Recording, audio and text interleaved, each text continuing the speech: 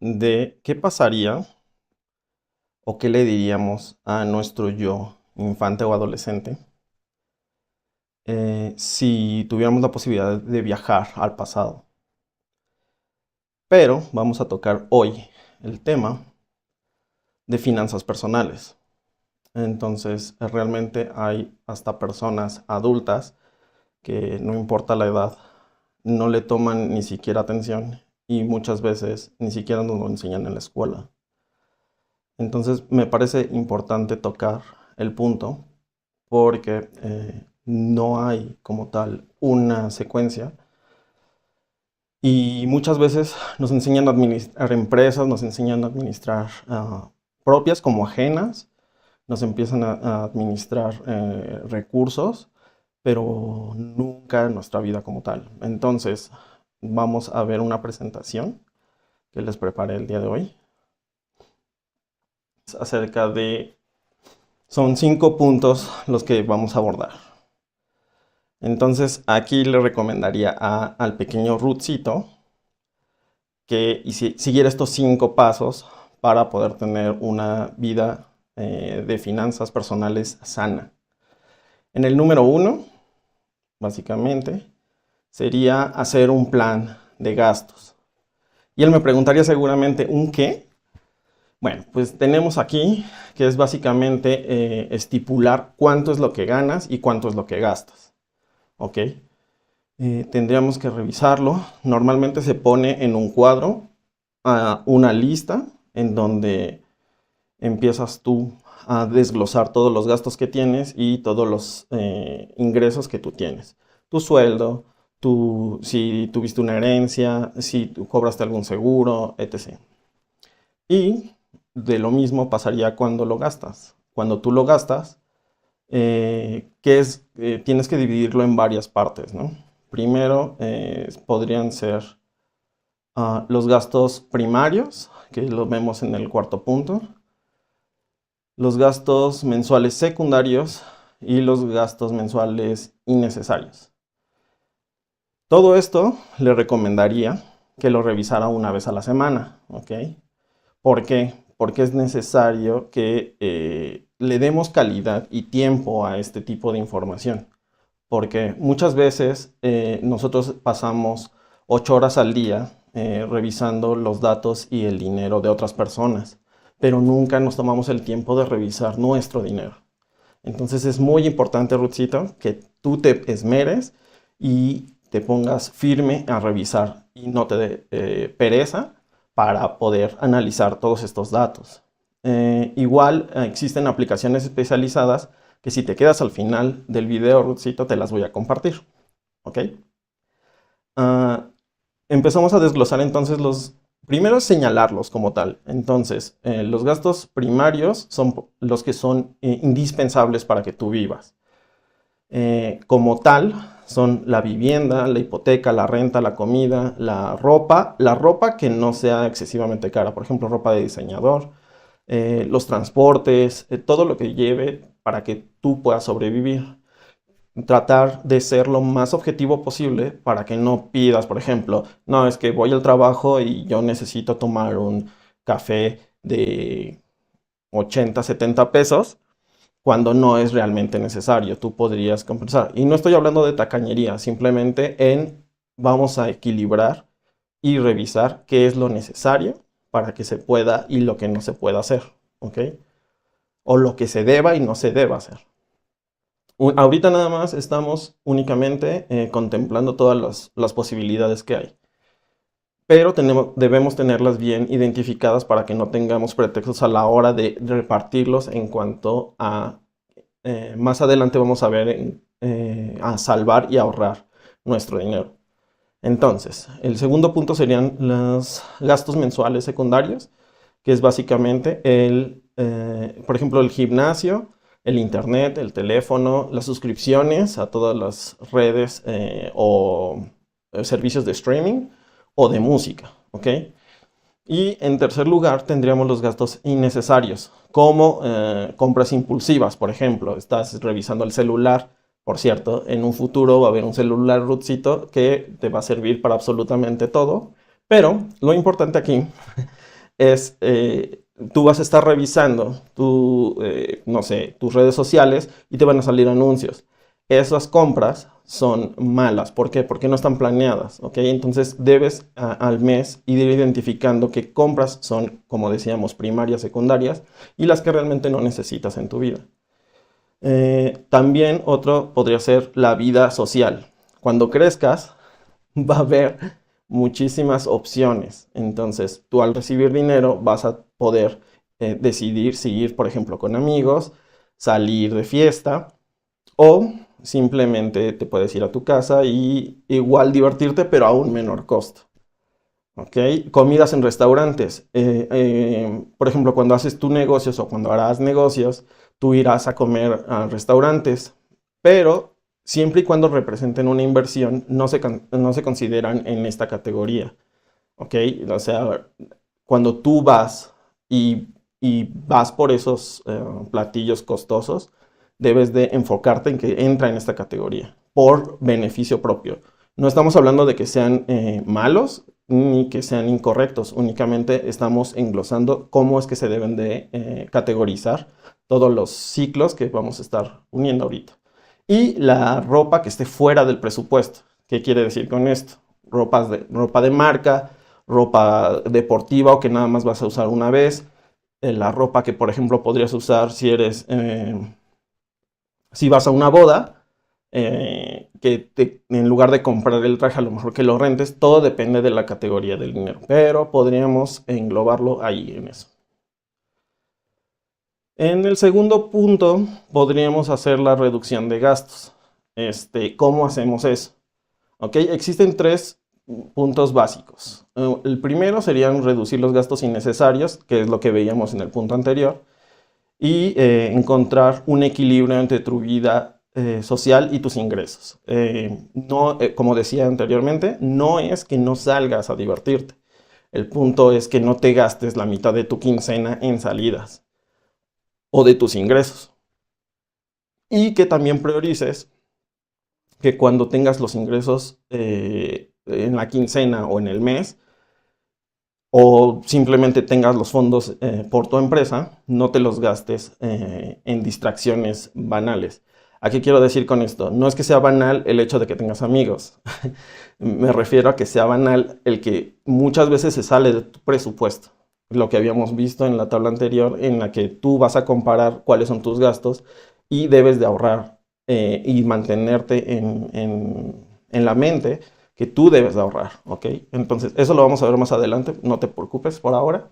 Entonces, debes de decidirlo, pero debes de decidirlo al principio. La teoría nos indica que debes de decidirlo al principio de mes. ¿Por qué es importante esto? Porque así tú sabes cuánto le puedes invertir a tus salidas.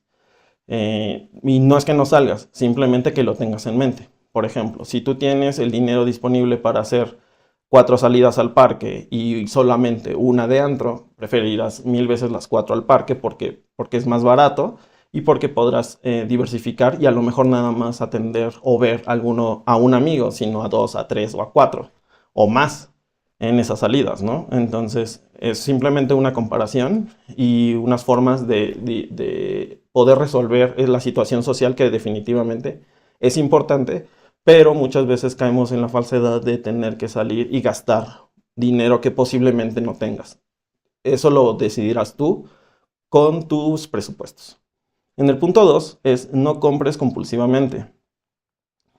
Es parte de lo que se mencionaba también. No comprar porque, mejor dicho, compulsivamente es no tenerlo presupuestado. Tú lo puedes presupuestar perfectamente. En el momento en el que tú empiezas a interiorizar y tú anotas en tu tabla, sabes que quiero una laptop que vale 20,000 pesos. No está mal que te compres una laptop de 20,000 pesos. El punto es que no lo relaciones en tu tabla de gastos. ¿Por qué? Porque sale totalmente del presupuesto y pierdes del foco de cuánto ganas, cuánto debes y cuánto es lo que vas a gastar en ese mes.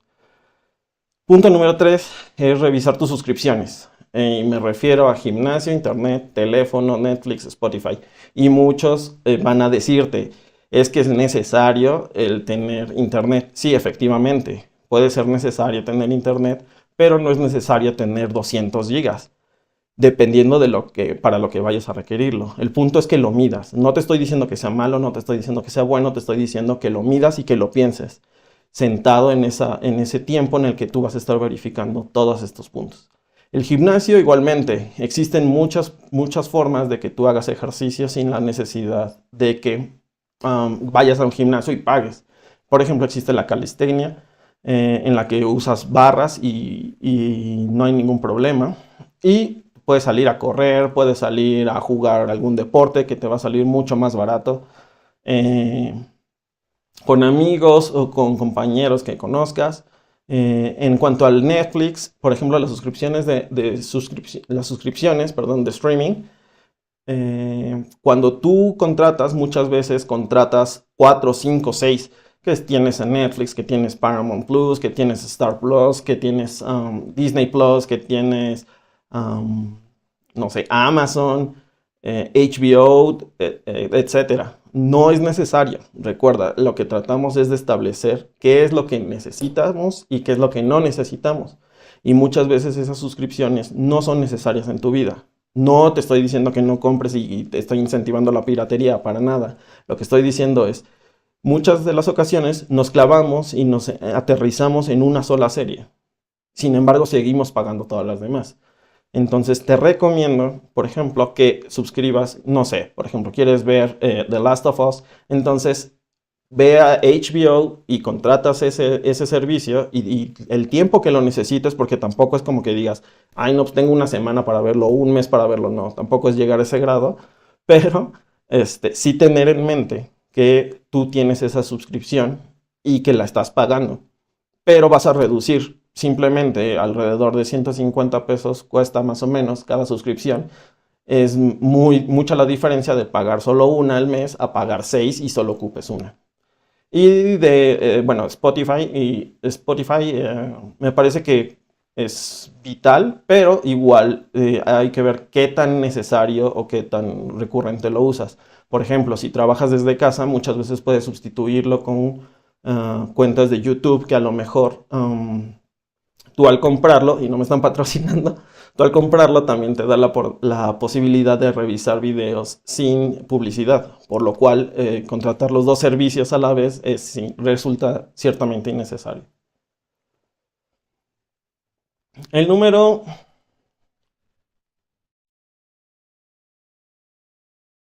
3. Dedica tiempo a tu economía. Esto normalmente no lo hacemos nosotros. No estamos realmente entrenados para hacerlo.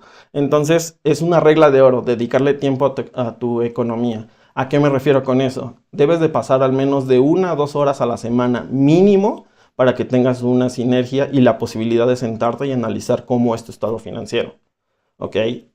También algo que no nos mencionan es que debemos educarnos y formarnos para poder realizar todo este tipo de situaciones. ¿A qué me refiero? Por ejemplo, que cómo puedes concretar algún negocio, cómo puedes invertir en CETES, por ejemplo, cómo puedes crear una cuenta bancaria. Todo ese tipo de situaciones, tanto que es una tarjeta de débito, que es una tarjeta de crédito y que te pueda servir para estar preparado para cuando necesites esa información, tú conozcas y no te salte de primera vista qué es lo que, o tengas al menos muy allá escondido que en algún momento leíste, que te pueda servir en el momento necesario y exacto para revisarlo, ¿no? Inversión. Esto va a ser después y va a ser alrededor de revistas, videos y pláticas de inversiones. Esto básicamente es para cuando ya tienes algún capital formado. Y no te estoy hablando para nada de cantidades millonarias, ni mucho menos. Simplemente el hecho de que tengas la conciencia de que hay formas de invertir y no necesitas tanto dinero. Para eso te pido que estés estudiando y no tengas nula información acerca de este tema.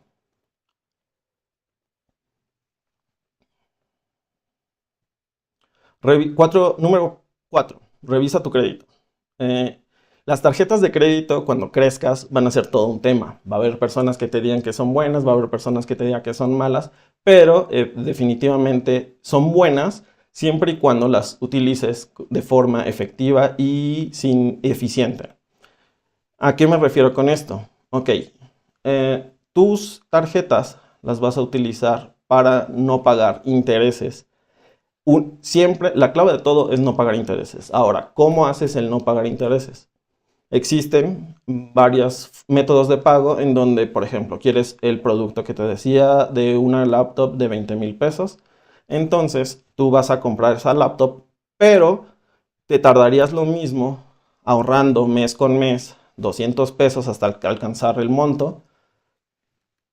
Y si tienes una tarjeta de crédito, tú podrías comprarla en el momento y irla pagando y abarcarías exactamente el mismo tiempo.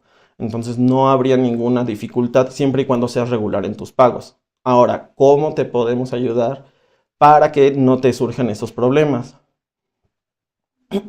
La primera y más clara idea es que no es una extensión de tu dinero. Lo debes de tener muy claro y que al final de mes lo tienes que pagar. ¿A qué se refiere? Si vas a dividir en X cantidad el costo de tu laptop, tú lo vas a tener que ir pagando. No es que te lo vayan a regalar, no es que te lo vayan a prestar y que debes de tener mensualmente confirmado cuánto es lo que vas a gastar en eso y primero revisar si tienes la disponibilidad de tener ese dinero que te va a costar en meses. La segunda, existen los pagos automáticos. Básicamente es tú domicilias tu tarjeta en donde tú tienes tu dinero real. Bueno, real me refiero a en una tarjeta de débito y la domicilias a la tarjeta de crédito para que se hagan los pagos automáticos.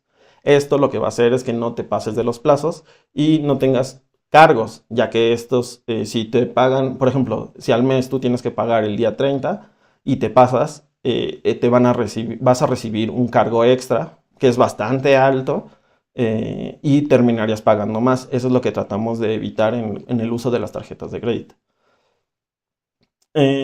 Un consejo que tiene la norma en general, y también me lo decía mi mamá, nuestra mamá, es en la impuntualidad en los pagos. Eso es, no pagues el último día, ¿ok? ¿Por qué? Porque puede que los cajeros no sirvan, puede ser que haya tráfico, puede ser que ya te cerraron el banco, etc. Entonces no dejes para el último día tu pago.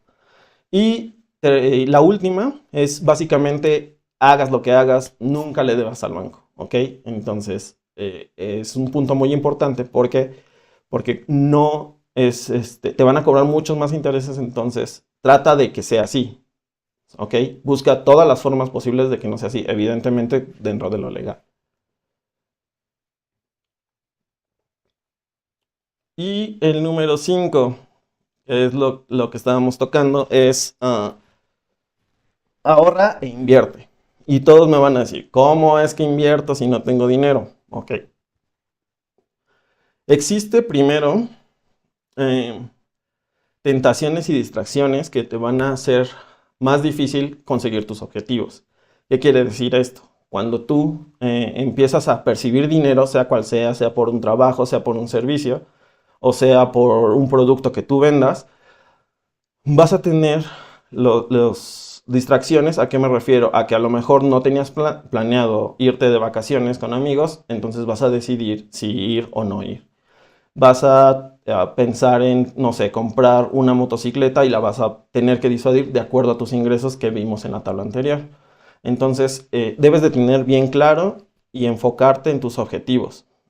Es muy importante también que añadas tus objetivos y que los traces con cuidado para que no tengas ningún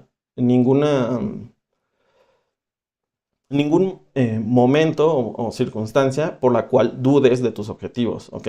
Siempre va a ser mucho más fácil tener un plan el cual seguir que no tener ningún plan, aunque por más malo que sea ese plan. Existe algo que se llama inflación, que básicamente, y sin meterme en términos muy científicos, es que todos los precios de todo lo que vas a comprar en un año va a aumentar. Normalmente en México es de alrededor del 7%. Entonces, debes de contemplar tú eso. ¿Por qué es importante que te diga esto? Porque nuestra mamá nos va a decir ahorra. Pero el hecho de ahorrar como tal, de acuerdo a la ciencia de las finanzas personales, no es lo único que debes de hacer. ¿Por qué? Porque la inflación te va a ir comiendo. ¿Qué es esto? Que si tú ahorras 10 pesos, el 7% de esos 10 pesos va a valer menos al final del año. Entonces, conforme vaya avanzando el tiempo, por más que vayas ahorrando, va a ir disminuyendo el valor de tu dinero. Entonces, eso hace esencial la inversión. ¿Por qué la hace esencial? Justamente para evitar que el tiempo, por así decirlo, se coma tu dinero. ¿Y de dónde saco el dinero? Me vas a preguntar también. Ok, muchas veces creemos que el ahorrar es ahorrar el 50% de nuestro salario o del dinero que poseemos, y no necesariamente. Y eso lo vemos con una simple tabla. Si nosotros nos fijamos una meta, sea la que sea, por ejemplo, ahorrando 50 pesos a la semana, en 4 semanas tendrías 200 pesos al mes. En 12 meses tendrías 2.400 pesos al año. ¿Qué quiere decir esto? Que si tú creces y tienes posibilidades de meter más dinero a esa cuenta de ahorro, va a ser mucho más grande. El punto es que hagas este tipo de cálculos para que realmente entiendas qué es lo que generas cuando tú empiezas a determinar ese tipo de ahorro. Una de las recomendaciones es que abras una cuenta aparte. ¿Qué quiere decir esto? Para que no tengas la tentación, y muchas veces, porque te va a pasar, yo lo sé, vas a tener todo en una cuenta, en una misma cuenta, entonces no tienes mentalmente y concretamente cuánto dinero es que tienes o puedes disponer en ese momento.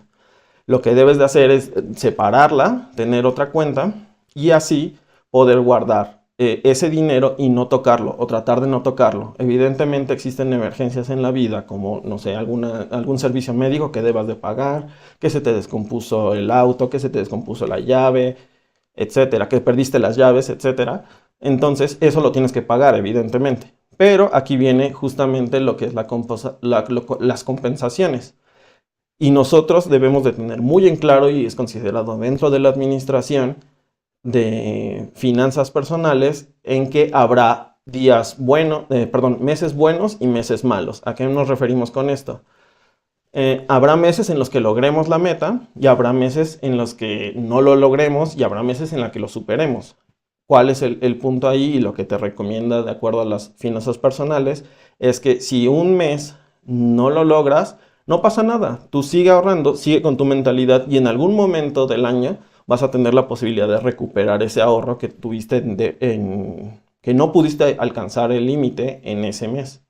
Entonces es muy importante que no te desmoralices porque ese mes no alcanzaste a cubrir la meta de ahorro, pero es importante que lo sigas haciendo para que tú puedas conseguir estabilizar ese ahorro y sea un recurso constante. Al final de cuentas, lo que nosotros buscamos es hacer una metodología y acostumbrarnos a tener que ahorrar. El siguiente punto es, muchas veces queremos, no sé, el mismo ejemplo, la laptop. No es lo mismo que la compremos, vayamos de arranque, por más que tengamos la tarjeta de crédito, vayamos y la compremos, a esperar a cuando haya ofertas. Tener el dinero ahí guardado, ahorrado, y entonces comprarlo justamente cuando haya alguna oferta. Esto es lo mejor, pero hay que ser realistas. No siempre va a pasar, pero está contemplado también. El punto es que tú lo contemples en tu hoja de resultados, básicamente, donde sepas cuánto es lo que puedes permitirte gastar y en cuánto tiempo lo vas a terminar pagando, y contemplarlo. En cuanto a las inversiones, existen inversiones de muy bajo riesgo que harán que tus ahorros sobrevivan a través del tiempo, que es básicamente lo que comentaba hace rato. Pueden ser, por ejemplo, los CETES, o inversiones de muy bajo riesgo, en donde entras a carteras de clientes y tú puedes empezar. No son en todos necesarios grandes inversiones, Y aunque fueran y sea tu ambición hacer esa gran inversión, el punto del ahorro que te había comentado anteriormente también te va a facilitar el que tú puedas llegar a ese objetivo. Es mucho más fácil y cuesta mucho menos dinero el dinero que tienes en la bolsa o en la tarjeta de crédito que el dinero que te puedan prestar a alguien para llegar a alcanzar un depósito. Por decir, no sé, 30,000 pesos, 50,000 pesos, etc. Y por último, y para finalizar, estas son las aplicaciones que te había comentado. Para que las puedas revisar, están en App Store y en iOS para que tú las puedas revisar. Y esta te va a ayudar a llevar un control o al menos darte cuenta de cuál es tu forma de ahorrar o de gastar, de invertir, de todo en general. Bueno, a todos los que hayan estado, muchísimas gracias. Espero que les haya gustado, que les sirva. Y igual que a Ruthcito, que entiendan que es muy necesaria tener esta información en cuenta. ¿Ok? Un saludo. Bye.